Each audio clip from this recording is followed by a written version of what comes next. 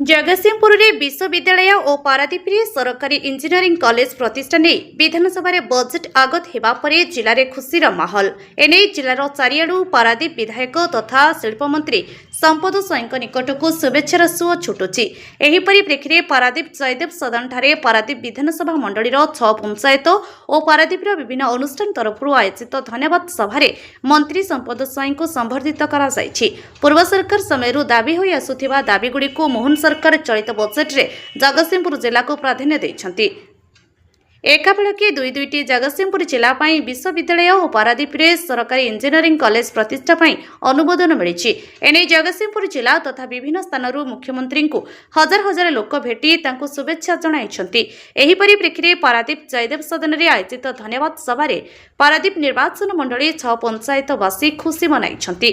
जगतसिंहपुर जिले में अनेक कॉलेज थिले मध्य एक सरकारी कॉलेज नथिला जहाँकि जगतसिंहपुर जिलावासी को भाग्यवान बोली कहवा सहित आगामी दिन में शिक्षा क्षेत्र में जिला पारादीप वैप्लवी परिवर्तन आसवाक जाउछि बोली कहिसंति स्थानीय विधायक तथा शिल्पमंत्री संपद स्वाईं।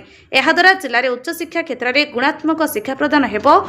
एहाद्वारा आमे उच्च शिक्षा क्षेत्र में बहु आगकु जाई बड़ धरणर परिवर्तन होई परिबो बोली कहिसंति शिल्पमंत्री। सेहिपरि पारादीप सरकारी इंजीनियरिंग कॉलेज प्रतिष्ठा हेले टेक्नोलोजी क्षेत्र में युवक माने सुदृढ़ हेबा सहित स्मेल क्षेत्र में पारादीप गुरुत्व दिजाइछि बोली मंत्री कहवा सहित मुख्यमंत्री स्वप्न आगक सफल हेबो सेथिपई पारादीप को प्राधान्य दिजाउछि बोली संवादन सभार मंत्री संपद स्वाईं कहिसंति। चलित बजेट रे माननीय मुख्यमंत्री जगतसिंहपुर जिला को प्राधान्य देई जगतसिंहपुर जिले रे एक विश्वविद्यालय एवं पारादीप रे सरकारी कॉलेज प्रतिष्ठा पई विधानसभा रे माननीय मुख्यमंत्री घोषणा करथिले।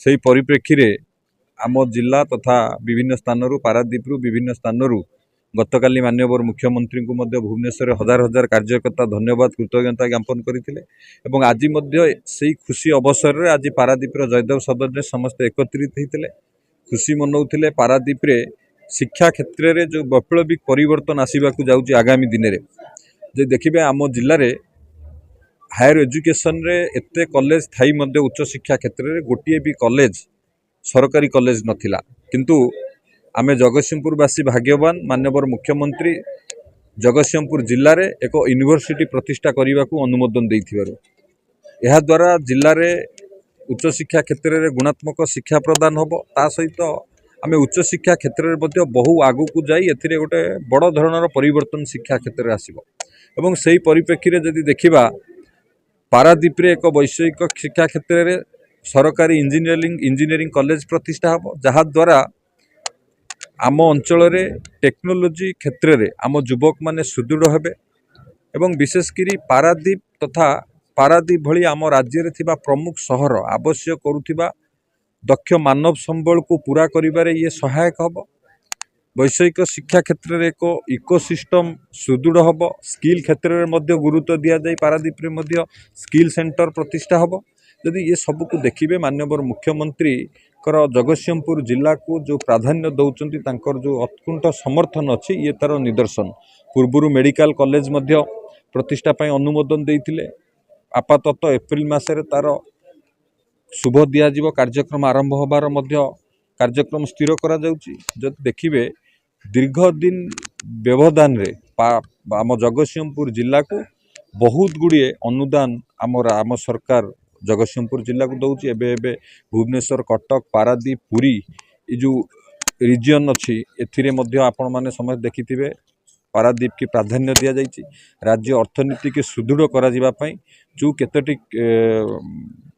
अंचल को से रिजन भाव में निया जाइछि सेतिरे पारादीप स्थान पाइछि एवं विभिन्न क्षेत्र में शिक्षा क्षेत्र में हो स्वास्थ्य क्षेत्र में हो विभिन्न क्षेत्र में विकास करने आम पारादीप अंचल जगतसिंहपुर जिला को माननीय मुख्यमंत्री जो प्राधान्य दौरान एवं माननीय प्रधानमंत्री जो विजन अच्छी पूर्व भारतर विकास पथ बा पूर्व भारतर विकास द्वारा पारादीप हम बा ओडिशा हम से माननीय मुख्यमंत्री पूर्वोदय मिशन को जो सफल करने जो उद्यम करुचंती से पारादीप को प्राधान्य दौरान एवं आमे माननीय मुख्यमंत्री को धन्यवाद देइथिलु। आज पारादीपवासी एठी समस्त एकत्रित होइकी जो उत्सव मुखर होइचंती पारादीप रे विश्वविद्यालय एवं आमर सरकारी इंजीनियरिंग कॉलेज प्रतिष्ठा पाई मु भी मध्य माननीय मुख्यमंत्री को धन्यवाद एवं कृतज्ञता ज्ञापन करुच्ची। आहुरी मध्य विकास क्षेत्र में पारादीप आगामी दिन में सामिल हो विभिन्न कार्यक्रम हाथ को निया जाइछि।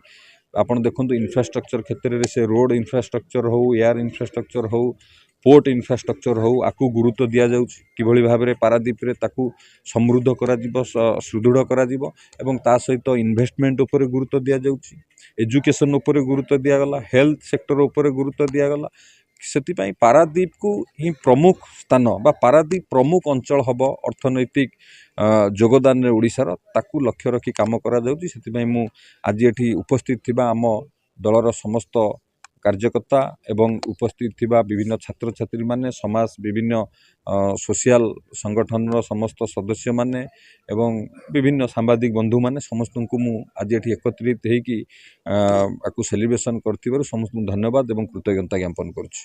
देखंतु विकसित ओडिशार जो लक्ष्य रही विकसित जगतसिंहपुर विकसित पारादीप नहले विकसित ओडिशा गठन हो पारिबनी।